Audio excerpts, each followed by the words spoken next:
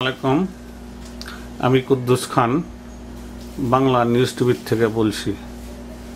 Bangla news টিভির director ও producer Mrs পান্না খান গত 19 October বৈকাল 3 ঘটিকায় Los Angeles এয়ারপোর্টে পৌঁছান। তিনি গত 17 মাস যাবৎ বাংলাদেশে অবস্থান করছিলেন। বাংলাদেশে অবস্থানকালে তিনি বাংলাদেশে বাংলা নিউজ টিভির অফিসের দায়িত্বে ছিলেন।